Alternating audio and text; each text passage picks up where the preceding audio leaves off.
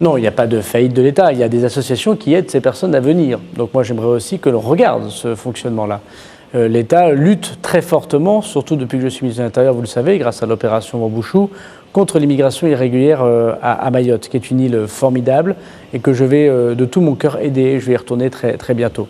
Ils ont raison, en revanche, ces habitants, M. Kamardine, Mme Youssoufa m'ont interpellé, les deux députés, ils ont raison de le faire, pour démanteler ce camp. C'est ce que j'ai donné comme instruction au préfet de Mayotte. Il y a 3 types de personnes dans ce camp. Il y a des gens qui sont réfugiés, qui sont reconnus pour être des réfugiés, qui ont l'asile.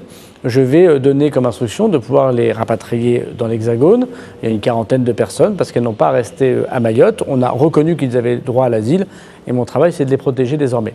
Il y a ceux qui sont en procédure d'asile et notamment qui utilisent manifestement le droit d'asile à des fins de détournement, notamment de l'Afrique des Grands Lacs. Vous avez parfaitement raison.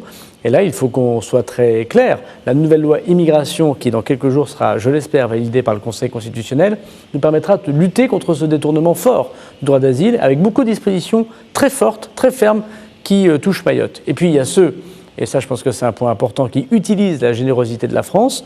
Maintenant, ça suffit. Ça suffit.